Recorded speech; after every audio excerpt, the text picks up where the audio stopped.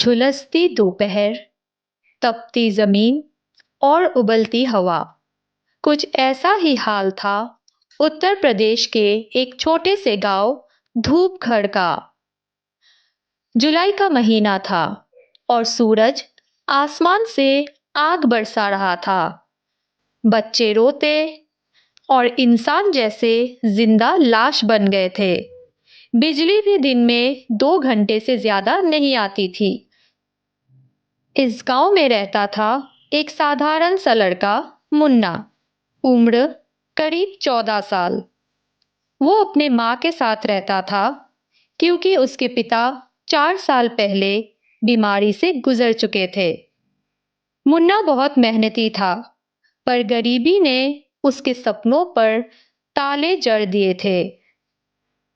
मुन्ना का सबसे बड़ा सपना था एक अच्छा कूलर, क्योंकि उसकी माँ की तबीयत गर्मी में बहुत बिगड़ जाती थी।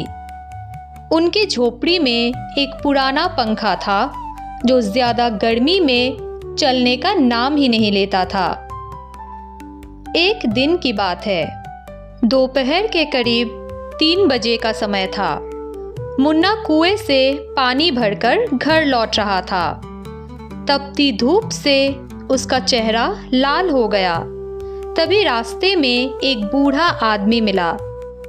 बूढ़ा बोला, बेटा, प्यास से मर रहा हूँ, जरा पानी पिला दे। मुन्ना ने बिना कुछ सोचे अपनी घड़ा उस बूढ़े को थमा दिया। बूढ़े ने पानी पिया और मुस्कुराकर बोला, तेरा दिल बहुत साफ है, बदले में एक तोहफा दूंगा। मुन्ना थोड़ा डर गया, लेकिन बूढ़ा आदमी एक छोटा सा लोहे का डिब्बा निकालकर बोला, ये कोई मामूली चीज नहीं है, इसके अंदर जादुई कूलर का बीज है। बीज? वो भी कूलर का? हाँ बेटा, इस बीज को अपने आंगन में लगाना। 7वें दिन ये एक अनोखा कूलर बन जाएगा। ऐसा कूलर जो ना बिजली से चलता है ना पानी से। ये तुम्हारे मन के हिसाब से हवा देगा। ये कहकर वो बूढ़ा अचानक गायब हो गया।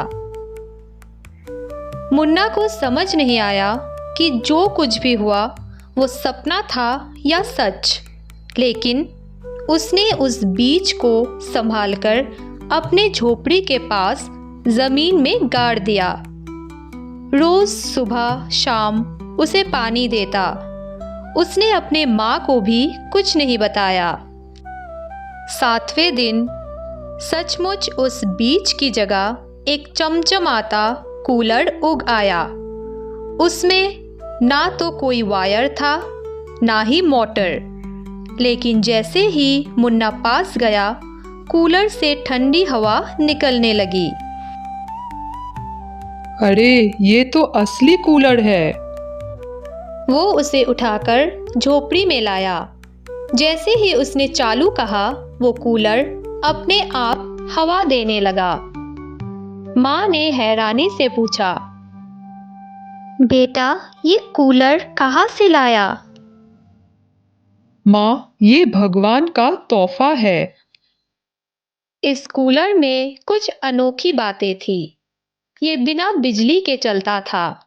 ये इंसान की भावनाओं को पहचान कर हवा देता था। दुखी हो तो ठंडी हवा में हल्का संगीत भी सुनाई देता। खुश हो तो हवा में गुलाब की खुशबू होती। गर्मी चाहे कितनी भी हो, कूलर का असर पूरे घर में रहता। धीरे धीरे गांव वालों को इसकी खबर लग गई और सभी मुन्ना से पूछने लगे, ऐसा कूलर हमें भी चाहिए।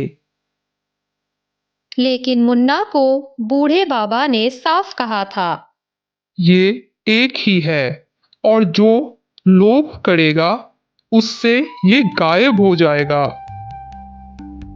मुन्ना का कूलर अब पूरे गांव में चर्चा का विषय बन गया था। लाला हरि सिंह, जो गांव के सबसे अमीर आदमी थे, उन्हें जब इस कूलर की खबर मिली तो उन्होंने तुरंत अपने नौकर को भेजा। नौकर ने मुन्ना से कहा, लाला जी बोल रहे हैं कि वो कूलर खरीदना चाहते हैं। जितने पैसे मांगो मिलेंगे। ये कूलर बिकाऊ नहीं है, ये मेरी माँ के लिए है। जब ये बात हरि सिंह को पता चली तो वो गुस्से से लाल हो गया। एक गरीब लड़का हमारी बात टाल दे, अब मजा चखाऊंगा इसे। हरि सिंह ने अपने आदमियों को भेजा ताकि रात में चुपचाप उस कूलर को चुरा लिया जाए। लेकिन जैसे ही उनके आदमी कूलर के पास पहुंचे, कूलर से एक तेज नीली रोशनी निकली और उन्हें धक्का मारकर दूर फेंक दिया।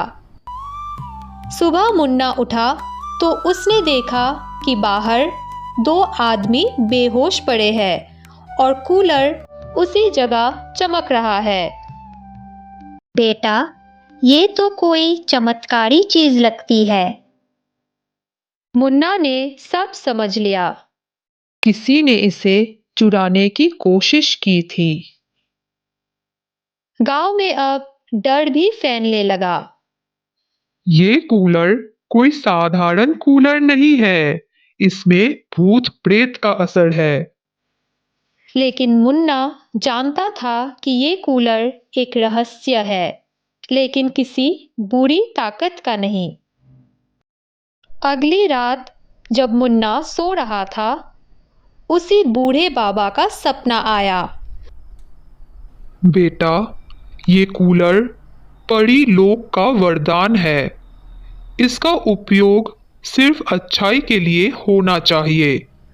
लोभ, द्वेष या घमंड करने पर ये कूलर गायब हो जाएगा और फिर कभी नहीं मिलेगा।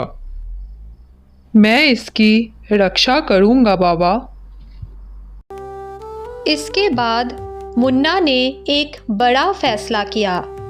उसने गांव के सबसे बूढ़े व्यक्ति को बुलाया और कहा, आपकी आज्ञा से मैं रोज दोपहर में गांव के बुजुर्गों और बच्चों को अपने घर बुलाया करूंगा ताकि सब इस कूलर की हवा में बैठ सके। धीरे धीरे गांव वालों का मन बदलने लगा। जो लोग पहले ईर्ष्या करते थे, अब मदद करने लगे। अब हर दिन दोपहर में मुन्ना का घर एक आश्रम जैसा बन गया था। कभी बुजुर्ग बैठे होते तो कभी बच्चे आते और सबको ठंडी हवा मिलती। लेकिन हरि सिंह का गुस्सा अब भी कम नहीं हुआ था। उसने गांव से बाहर के गुंडों को बुलाया और कहा, मुन्ना को डराकर वो कूलर छीन लो। रात के अंधेरे में 2 गुंडे आए। उन्होंने मुन्ना को पकड़ने की कोशिश की, लेकिन तभी कूलर से फिर नीली रोशनी फूटी और इस बार पूरे गांव में बिजली की तरह फैल गई। गुंडे चीखते हुए भाग गए। उस नीली रोशनी के बीच बूढ़ा बाबा फिर प्रकट हुआ।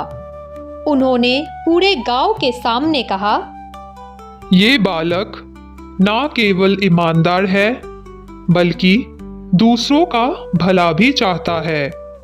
इसलिए मैं इसे एक और वरदान देता हूँ। अब ये कूलर पूरे गांव में हवा देगा। सभी गांव वाले चुपचाप खड़े रहे। गांव में अब गर्मी का असर कम हो गया था, क्योंकि कूलर अब जादुई हवा पूरे इलाके में फैला रहा था। लोग मुन्ना को छोटा संत कहने लगे। उसका झोपड़ी अब एक छोटी सी उम्मीद की जगह बन गया।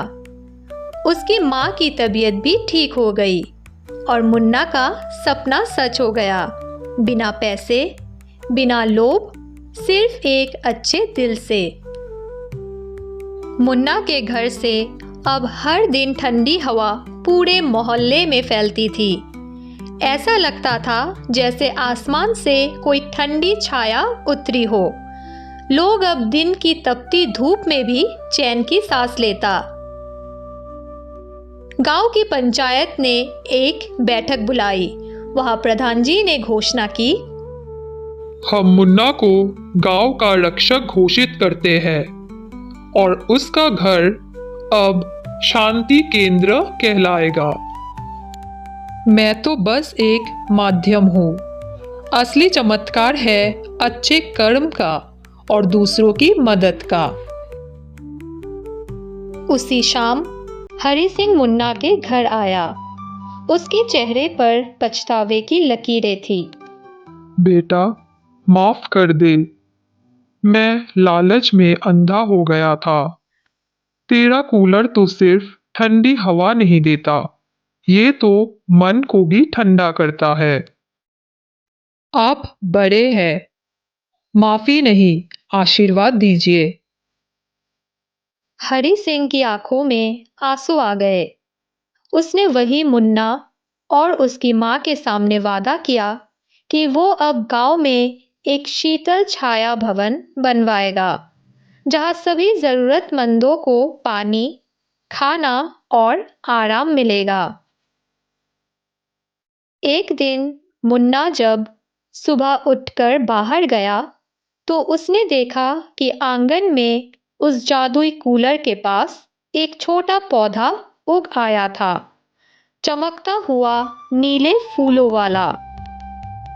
मुन्ना जब पास गया तो आवाज आई, ये तुम्हारी सच्चाई और सेवा भाव का फल है। इस पौधे के फूल से कभी भी किसी को ठंडी छाया मिल सकती है। अब मुन्ना के पास सिर्फ एक कूलर ही नहीं बल्कि एक साक्षात जादुई पौधा भी था।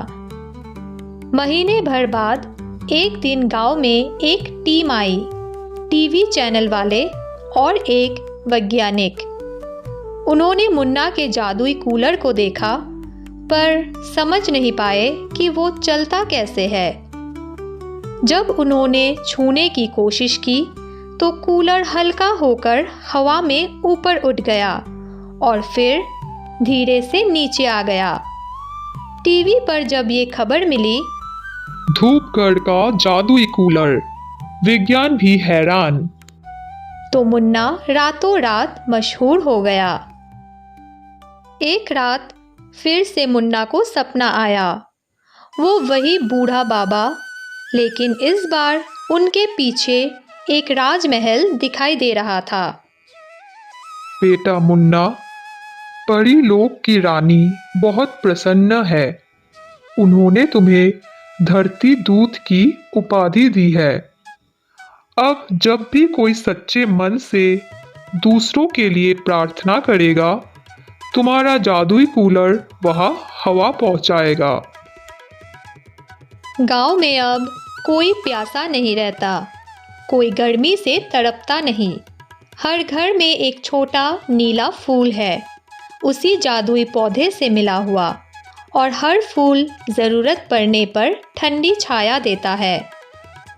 इस कहानी से हमें ये सीख मिलती है कि सच्चा प्रेम और सेवा का भाव ही असली जादू है। एक छोटे से दिल का बड़ा सपना दुनिया बदल सकता है।